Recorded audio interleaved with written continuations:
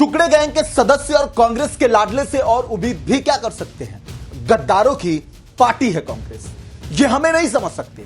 इनके खुद के घर में मां बेटी को घर से बाहर निकलने की परमिशन जो नहीं है, और ये लोग नारी स्वाभिमान, वुमेन एम्पावरमेंट जैसी बातें करते हैं। जी हां, अभी अभी जो कुछ आपने सुना उसके एक एक शब्द उन आक्रोशित लोगों के हैं जो कांग्रेस के बुद्धिजीवी स्टार प्रचारक कन्हैया कुमार के खिलाफ लिखे।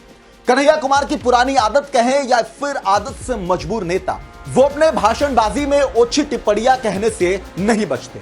लेकिन हैरानी तब होती है जब कांग्रेस पार्टी, उसके आला कमान और उसके नेता कन्हैया कुमार को रोकने की जगह उनके निहायती बदजुबानी को जस्टिफाई करते। साहबजादे को कांग्रेस ने गोद में बिठाकर 2019 में भी बिहार के बेगूसराय सीट से लोकसभा चुनाव में उतारा। केंद्रीय मंत्री और तेज तर्रार भाजपा नेता गिरिराज सिंह से वो बुरे तरीके से हार गए। ये वो वक्त था जब कन्हैया कुमार जेएनयू के कैंपस से सीधे चुनावी रण में उतर गए, लेकिन फ्लॉप साबित हुए। हिंदुत्व के मोर्चे पर भी उन्हें राहुल गांधी ने खूब भुनाया, लेकिन साहबजादे निराश हो गए। अभी हाल ही में लोकसभा चुनाव 2024 के लिए उत्तर पूर्वी दिल्ली सीट से उतारा गया, लेकिन गुरु उनकी भाषणबाजी और आंदोलन के कीड़े का कोई असर चुनावी मैदान में नहीं दिखा। बीजेपी के मनोज तिवारी ने उन्हें बुरे तरीके से हराया। यानी कुल मिलाकर शायद ये बात कांग्रेस समझ गई कि भाई साहब कन्हैया कुमार मंचों पर भाषण देते ज्यादा जचते हैं, नेतागिरी तो उनसे मत ही कराओ। फिर क्या, कन्हैया कुमार ने भी अपनी बदजुबानी की जिम्मेदारी ली और लग गए चुनावी प्रचार में। और जो उनके बस में है, या यूं कहें कि जिसमें कांग्रेस के लाडले माहिर हैं, वो करने में कोई कसर नहीं छोड़ रहे। कन्हैया कुमार जब नेताओं से निपट नहीं पाते, उनकी खामियां गिनवा नहीं पाते, तो उनके परिवार पर निजी हमले कर देते हैं। लेकिन इस बार राहुल गांधी के इस राजकुमार ने सारी हदें पार कर दी। महिला सम्मान का नारा लगाने वाली कांग्रेस अभी भी अपने कन्हैया के ताजा शर्मनाक बयान पर कोई जवाब नहीं दे पाई। उसकी जवाबदेही के लिए ना उनकी पार्टी की महिला ब्रिगेड ने कुछ ट्वीट किया, क्योंकि लगता है उन्हें महिलाओं पर नारे ही लगाने अच्छे लगते हैं। असल में उन्हें नारी शक्ति या नारी सम्मान से दूर दूर तक कोई लेना देना नहीं। अभी हाल ही में कन्हैया कुमार ने यहां महाराष्ट्र विधानसभा चुनाव के प्रचार प्रसार के बीच डिप्टी सीएम की पत्नी अमृता फडणवीस को घसीट दिया और अमर्यादित बयान दे दिया। हालांकि बीजेपी ने भी इसे आड़े हाथों लिया, लेकिन खुद महाराष्ट्र के डिप्टी सीएम ने कह दिया कि उन्हें चुल्लू भर पानी में डूब जाना चाहिए। चलिए खबर की शुरुआत करते हैं। नमस्कार, मैं हूं आपके साथ योगेश मिश्रा और आप देख रहे हैं वीके न्यूज।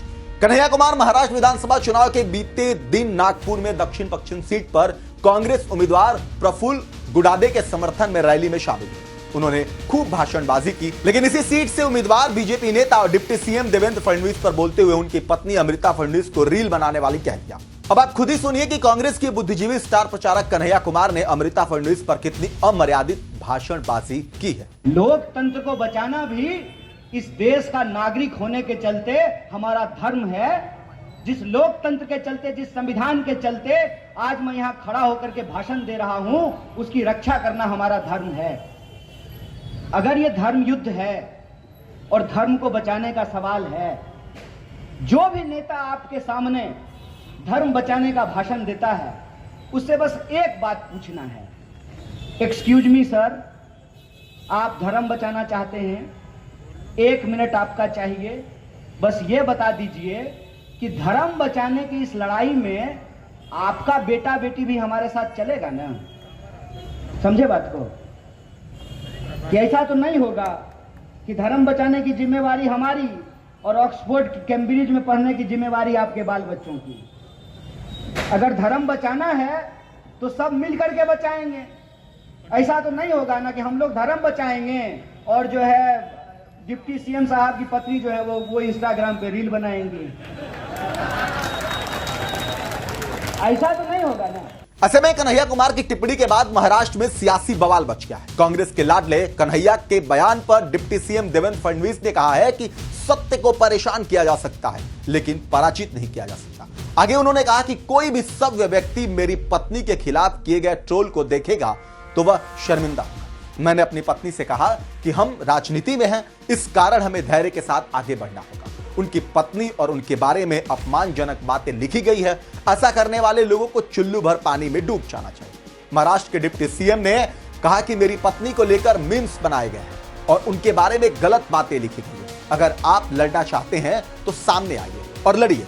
आखिर यह कौन सा युद्ध आप लड़ रहे हैं, और उनकी लड़ाई को समझता हूं और उन्हें हराऊंगा। आपको बता दें कि डिप्टी सीएम की पत्नी अमृता फडणवीस एक प्रशिक्षित शास्त्रीय गायिका और बैंकर है, जबकि उनके कई वीडियो सोशल मीडिया पर वायरल हैं।